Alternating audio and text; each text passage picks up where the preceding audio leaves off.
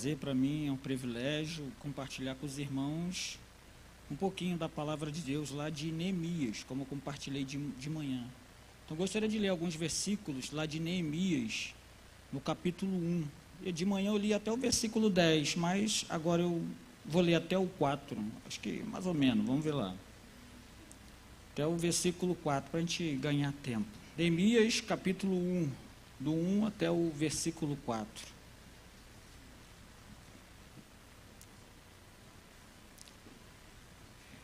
Diz assim a palavra de Deus: as palavras de Neemias, filho de Acalias, no mês de Quisleu, no ano 20º, estando eu na cidade de Suzã, veio Anani, um de meus irmãos, com alguns de Judá. Então lhes perguntei pelos judeus que escaparam e que não foram levados para o exílio, e acerca de Jerusalém.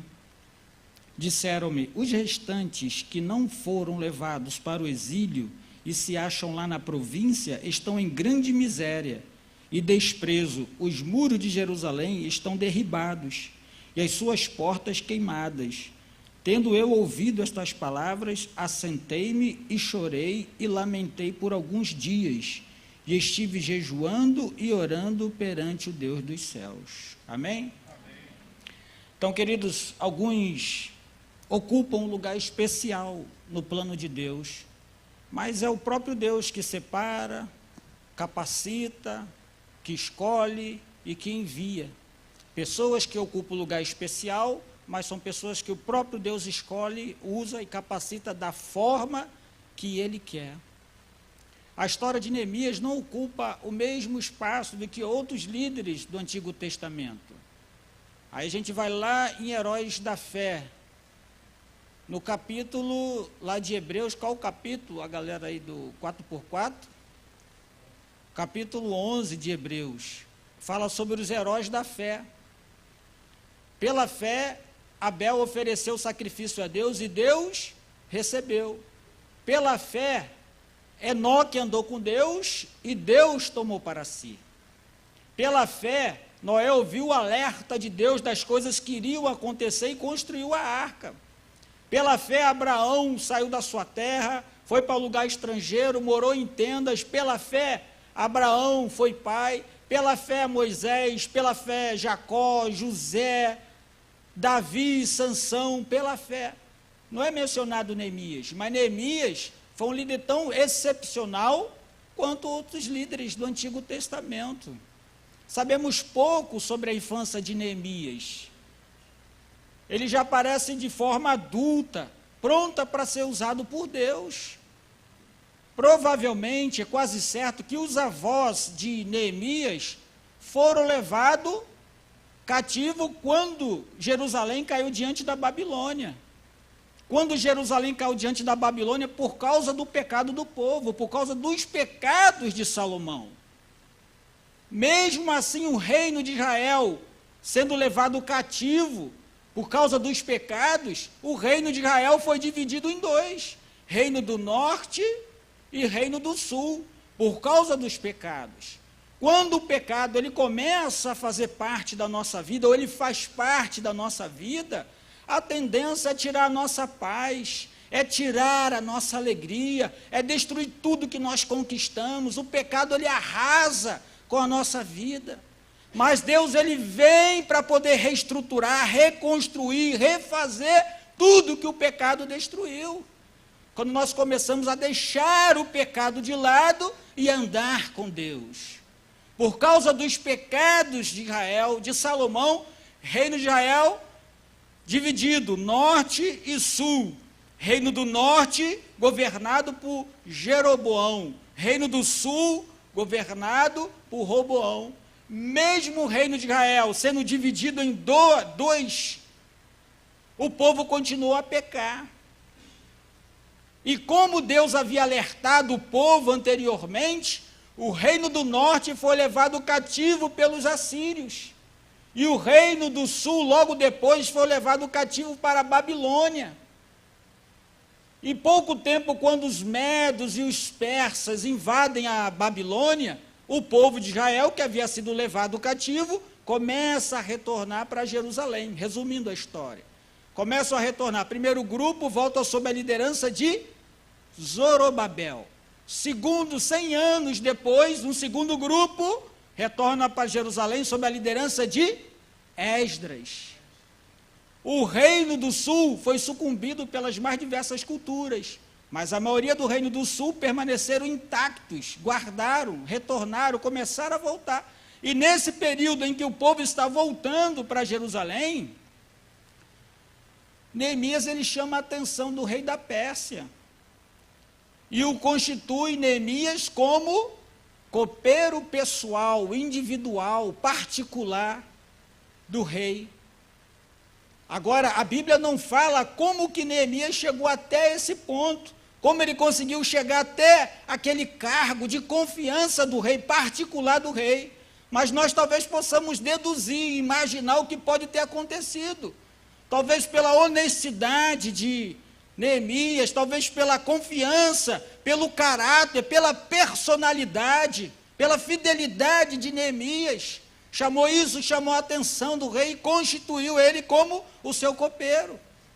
Uma pessoa que estava ali disposto a experimentar a alimentação do rei para que não estivesse envenenado. Se estivesse envenenado, ele seria o primeiro a tomar farelo, o primeiro a morrer seria Neemias. Era um homem de confiança, tinha um prazer de se alimentar daquelas comidas maravilhosas, aqueles, acho que eu posso falar quitutes, né? Quitutes é o quê? O que é quitutes? Acho que é tira-gosto, né? Tira-gosto, quitutes. Mas, vamos lá, ele estava lá se alimentando daquelas melhores que ele manjar, aquelas iguarias lá. De manhã eu falei umas iguarias, mas eu não sei se o pessoal concordou. Neemias lá, de manhã, aquele quitute, aquele pão com ovo lá, gostoso, né? De manhã, pão com ovo, um cafezinho com leite. Ou aquele pãozinho na manteiga dentro do café. Nossa, a manteiga fica derretida, né? Desce que desce bacana. Aquele cafezinho lá, nossa, costume, né? Pãozinho com a manteiga, mergulha no café e já era. Foi embora um pãozinho, né? Mas vou botar outras iguarias. Talvez lá um xuxi, o pessoal, um escargot, um caviarzinho lá da vida, né? Neemias tinha esse privilégio de se banquetear da comida do rei. Vestia das melhores roupas. Eu falei umas marcas de manhã, mas o pessoal não conhecia essas marcas. Eu falei que Neemias se vestia da camisa da Pier, calça da Company, tênis da Waterproof, da Kaiká, ainda citei a Kaiká, nossa. Eu fui longe há quanto tempo já? Então ele vestia aquele quichute amarrado na canela, né? Nós vimos o quichute, não vimos, pastor? Lá na Amazônia, lá eu e o pastor, vimos ainda o quichute. O pessoal conhece quichute aqui? Amarrado na canela. Nossa, era o nosso sonho, né? Era o tênis de ir para a escola, de ir passear, que sonho, né? Olha, meu filho, teu quichute de Natal, não vai usar. Então, Neemias se vestia das melhores roupas, comia a melhor comida, vestia da sua melhor roupa, né? No palácio do rei.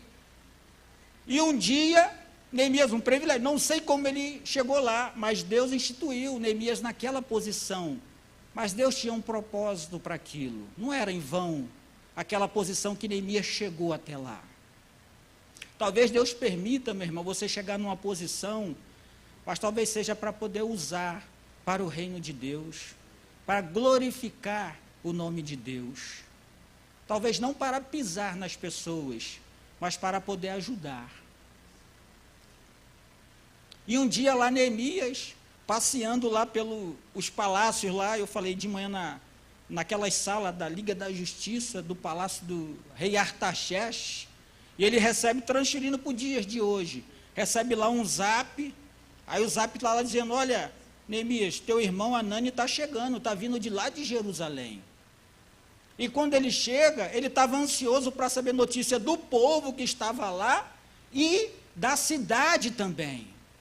E quando a notícia chega, as notícias não eram boas. Ninguém quer receber notícia ruim, meu irmão. Ninguém está preparado para receber notícia ruim.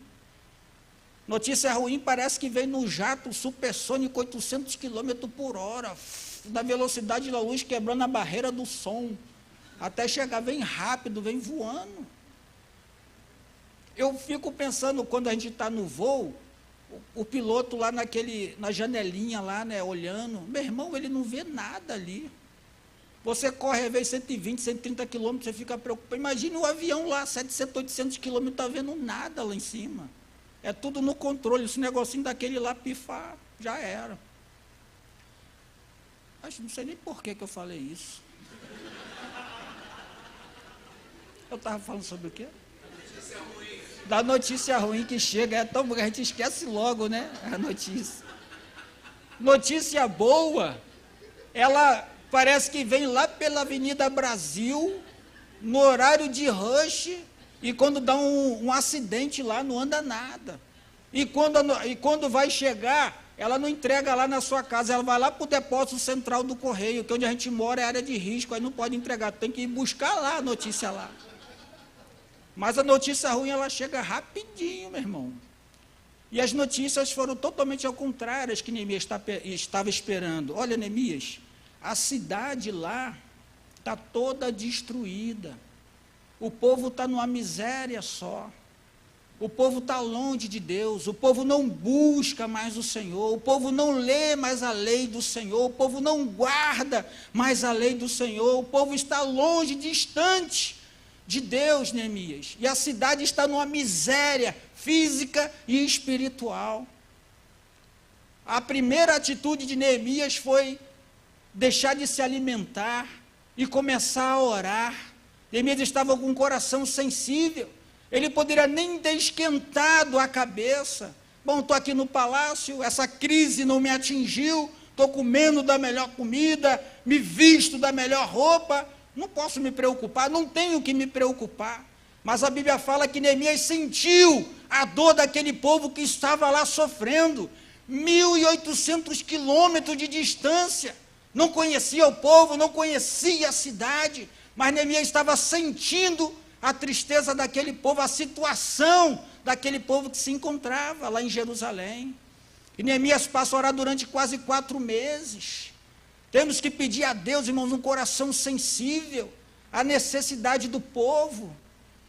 Eu compartilhei de manhã sobre sensibilidade. Essa semana passou no Jornal da Record, sobre a matéria sobre os professores. Nossa, que matéria linda! Sobre uma professora, quando uma criança com deficiência mental foi se matricular na escola, e a professora foi lá visitar o aluno, aí foi numa colega dela que era costureira, e pediu para que fizesse um macacão, onde a criança se encaixasse, e amarrasse nos braços da professora, nos braços das crianças, as pernas, junto com a da criança, e andava com a criança, na sala de aula, no refeitório, na biblioteca, e as outras crianças abraçavam. Podia ter deixado para lá, mas ela estava com um coração sensível.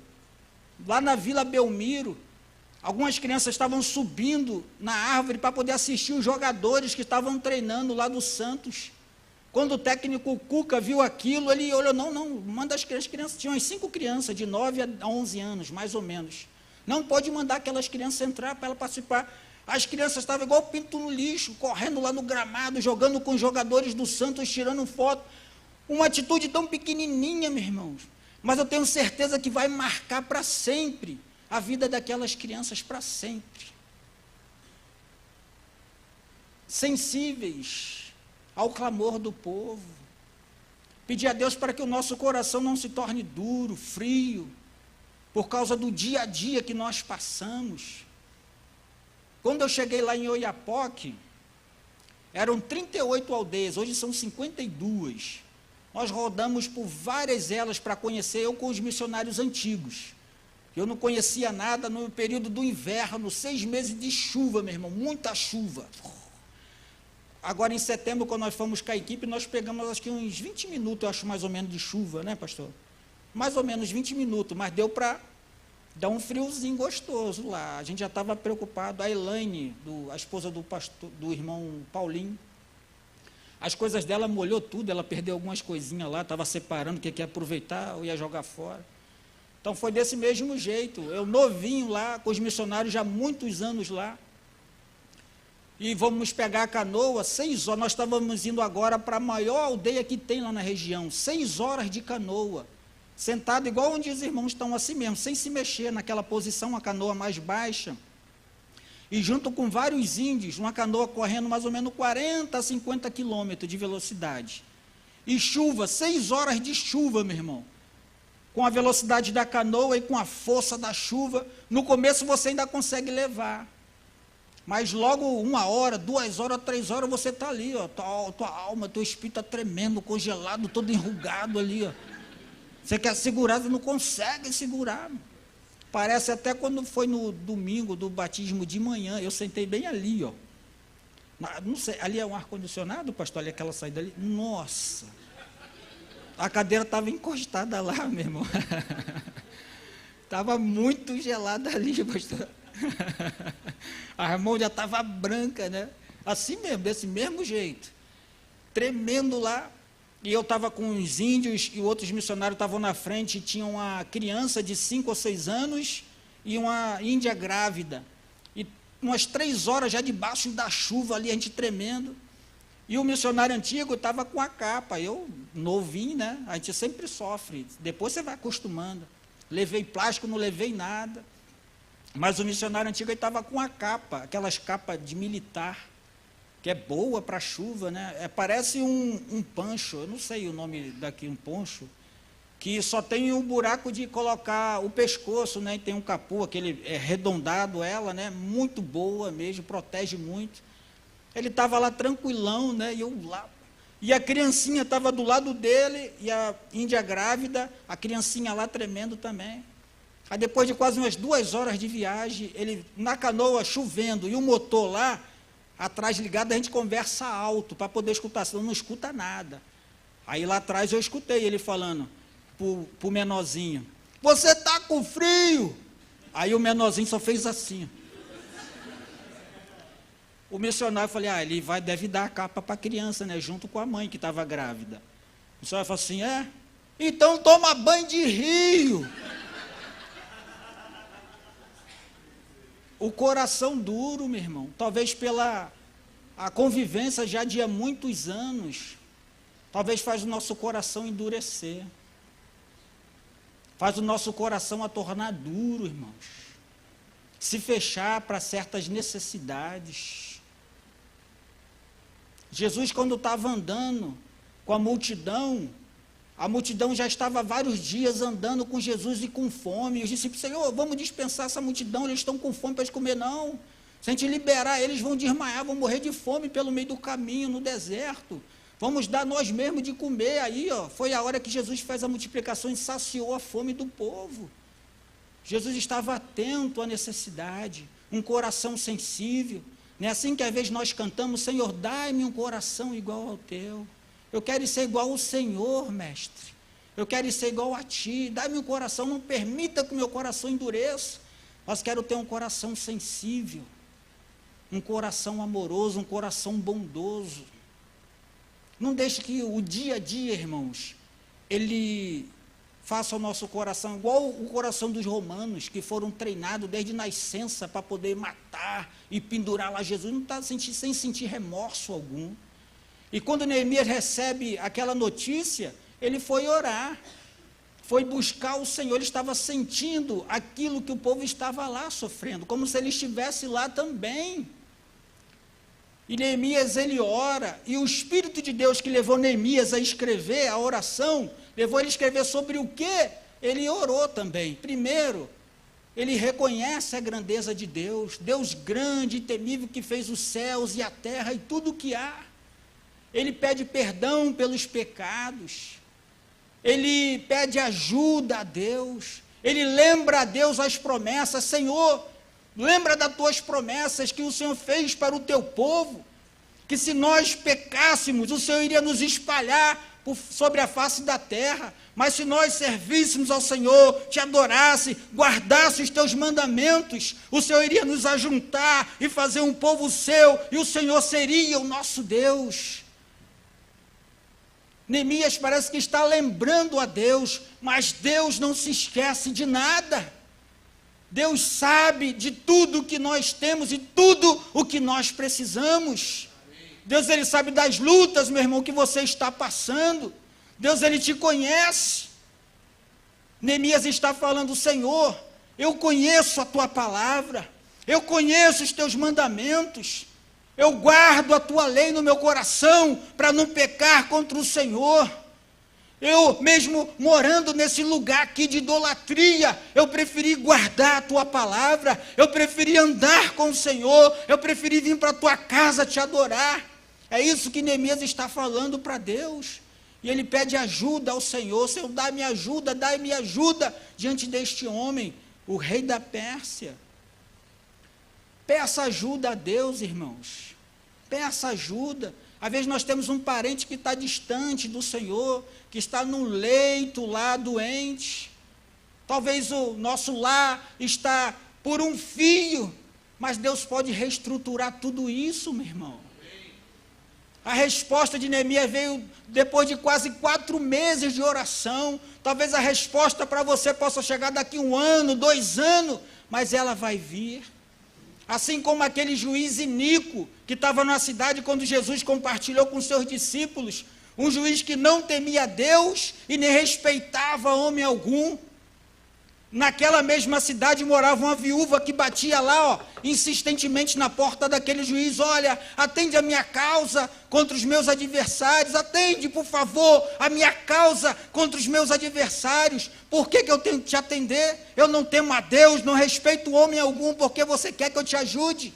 Mas aquela mulher estava ali insistentemente, e por ela insistir, aquele homem julgou a causa daquela mulher, sendo um juiz iníquo, um juiz corrupto. Imagine, meu irmão, muito mais Deus, que é o santo juiz, fiel e justo, para atender a oração daqueles que clamam a Ele dia e noite. Amém. Deus, Ele é fiel. Deus é fiel, meu irmão, para responder a tua oração. Deus é fiel. É isso que nos alegra a caminhar, a prosseguir, sabendo que o nosso Deus é um Deus fiel. E quando a resposta de Neemias vem com uma vitória maravilhosa. Não, Neemias, pode ir lá na sua terra, leva uma carta minha para você passar por todas as terras, pega o material meu material que você precisar para reconstruir lá, pode passar e pegar. Quando Neemias chega lá em Jerusalém, ele encontra o povo lá todo desanimado. Aí eu lembrei logo de um desenho, lá vai eu de novo. Eu lembrei de um desenho que eu assistia quando eu era pequeno, quando eu era mais novo, que era o Pepe Legal. Já viram do Pepe Legal? Aí tinha um bonequinho lá, eu acho que era o Pepe Legal, que ele falava, só andava com ele lá, com o Pepe Legal. Ó vida, ó azar, era assim direto. Oi? Isso, é uma hiena que andava lá igual. Ó vida, ó nossa, tudo errado para a hiena lá. Eu imagino o povo nessa mesma situação, reclamando de tudo. Mas Neemias fala, peraí, o negócio é o seguinte, eu estava lá no palácio, comia a melhor comida, vestia a melhor roupa, entrei na presença do rei com um semblante triste, eu não poderia fazer isso, porque o rei poderia me destituir do meu cargo, me jogar no calabouço, arrancar minha cabeça, me enforcar. Mas a bondosa mão de Deus estava sobre mim, é por isso que eu cheguei aqui. Vinde, vamos edificar o muro e deixemos de ser opróbrio, vamos deixar de lamentar, de reclamar, vamos trabalhar. A Bíblia fala que o povo na mesma hora se levantou e se dispuseram, e a Bíblia fala que o povo fortaleceu a mão para trabalhar, para edificar o muro. Que coisa maravilhosa, umas palavras certas. E o povo começou a se levantar e a construir, mas quando o povo se dispôs a erguer os muros, começaram a vir os problemas, começaram a vir a luta, os inimigos começaram a atacar.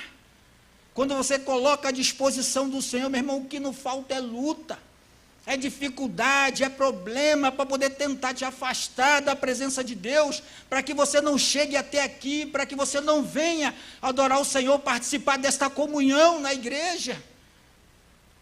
Mas a bondosa mão de Deus está sobre você. Quando o inimigo estava tentando atrapalhar a obra, Neemias não tinha tempo para aquilo. A resposta de Neemias: olha, a bondosa mão de Deus é que nos dará bom êxito, nós não temos problema nenhum com vocês, Deus está conosco, é Ele que nos vai dar a vitória. Neemias estava confiante naquilo que ele estava prosseguindo. O povo começou a trabalhar. Neemias, ele teve algumas estratégias para colocar o povo a trabalhar. Eu até falei de manhã, lá na aldeia, eles faziam algo até parecido que Neemias fez. O povo tudo trabalhando assim, um do lado do outro. Normalmente em agricultura eles vão assim também, né? Um do ladinho do outro e plantando. Os homens tudo com facão e vão roçando o mato, né? Cortando. Só que a gente vai com facão. A roçadeira é rapidinho, né? Com facão a gente se abaixa lá e vai assim, ó, com facão. E o dia todo lá roçando o mato. Quando termina o dia, você já fica assim, já vai assim para casa. Já vai embora. Não levanta. Coluna já. Neemias coloca o povo para trabalhar um do lado do outro, cada um de frente para a sua casa. Está ali, ó. Aí eu falei, pô, estratégia de Neemias, né? Cada um levantando um muro em frente à sua casa. Eu vou fazer um muro em frente à minha casa. Pô, vou fazer um muro bonitinho, né? Está em frente à minha casa. A gente vai fazer a calçada em frente à minha casa, fazer a minha calçada bonitinha, né? O do vizinho está lá, a minha vai ficar mais bonitinha que do vizinho. Sem querer, às vezes, sem querer. Às vezes joga um pouquinho de lixinho para o lado do vizinho.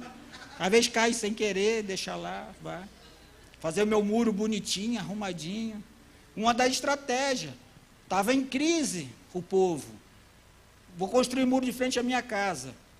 O povo não precisava pegar a condução, não precisava pegar o BRT, o minhocão do BRT, para poder ir para o trabalho, para poder chegar lá. Já estava de frente para casa. O cara terminar de trabalhar, já estava dentro de casa já. E se o inimigo atacasse, ele já estava ali, ó, para poder, vou fugir para minha casa, os inimigos estão atacando, a casa dele já estava ali. Ele ia ter que defender a nossa casa, eu vejo como um lugar de repouso, um lugar de paz, de tranquilidade. Às vezes você passa o dia todo trabalhando, você só quer chegar em casa e dormir, e descansar. Às vezes acontece alguma coisa na rua e você quer ir para casa e relaxar e ver. É o nosso lugar de refúgio, de paz. E o nosso lugar de refúgio a gente quer proteger. Era o que o povo ia fazer se o inimigo atacasse. E para proteger a nossa casa, eu até falei de manhã, que às vezes a gente bota câmera de segurança, né, para proteger, para o inimigo não vir. Naquele tempo o povo tinha que ficar lá olhando mesmo, não tinha câmera de segurança não. Botava câmera de segurança, alguns botam. Mas o que para proteger a casa? Arame, cerca não, é grade, cerca elétrica, arame farpado, né? Alguns botam cachorro, uns pitbullzão lá que assusta. Tem um cachorrinho que eu desço aqui nessa rua, eu sempre tomo um susto. Tem um cachorrinho branco ali em cima, eu estou andando, eu já tomo um susto. O bichinho é pequenininho, mas assusta. Alguns botam cachorro, outros botam gato lá na frente da casa para poder... Teve uma casa que eu passei, tinha um gato acorrentado na frente da casa. Eu não sabia se era para proteger ou se ele ficava ali mesmo. O lugar dele era ali, não sei se era. E se o inimigo atacasse, o povo já estava ali da frente da casa para poder defender o seu lar. E o que não faltava mais, irmãos, era conversas. Olha, o povo vai vir atacar à noite, vai destruir todo mundo, vai derrubar o muro. Então o povo ficava ali esperto, trabalhando e guardando a casa. Neemias, ele cita várias profissões trabalhando. Ele fala sobre sacerdotes, ele fala sobre ourives, perfumistas, servos, mercadores. Mas lá no capítulo 3, versículo 12, ele fala sobre Salum e suas filhas estavam trabalhando. Olha, famílias inteiras, Neemias conseguiu animar o povo, famílias inteiras estavam envolvidas na obra de Deus. Salum e as suas filhas, um serviço pedreiro, um serviço pesado, as mulheres lá amassando barro, carregando pedra. Ô pai, mais uma pedra, toma mais uma pedra aí, bota aí, e quebrando pedra para poder encaixar e aqueles muros. 3,12. Mas lá no capítulo 3, versículo 5, fala, porém, os nobres não quiseram participar. Os nobres não quiseram participar. A Bíblia não fala por que eles não quiseram participar. Talvez por acharem que era importante demais. Talvez isso aí é para os plebeus. Para eles, eu não posso sujar minha mão, dar calo na minha mão, não posso deixar minha mão dar calo.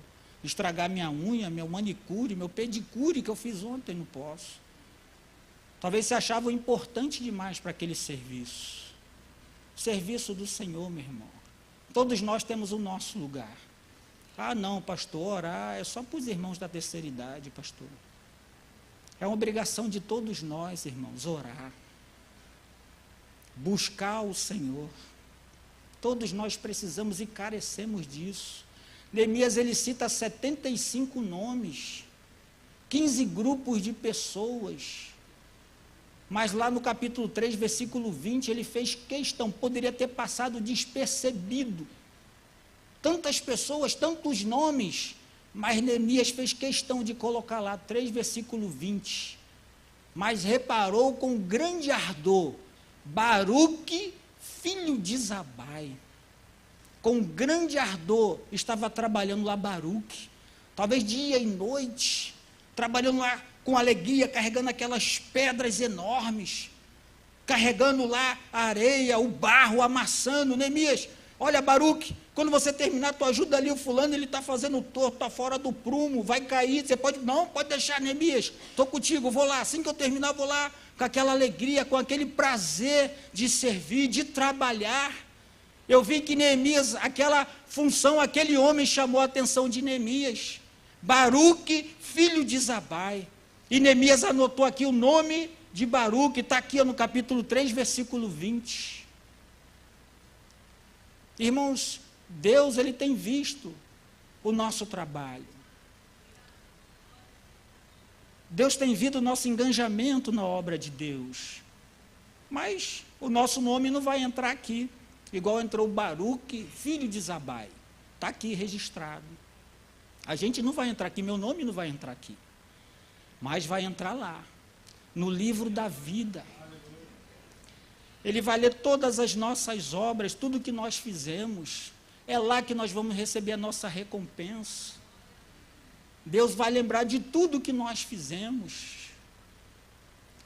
Às vezes nós procuramos recompensa, irmãos, aqui na terra. Reconhecimento, aplausos. O nosso reconhecimento é lá em cima na glória. É lá que nós vamos receber. Aqui é o nosso lugar de trabalhar, de nos envolvermos, de nos enganjarmos, de gastarmos as nossas forças, gastarmos a nossa vida no reino de Deus, com garra, com força. Esse é o lugar para nós fazermos isso, aqui. É aqui para nós fazermos isso. Eu já estou encerrando a minha palavra.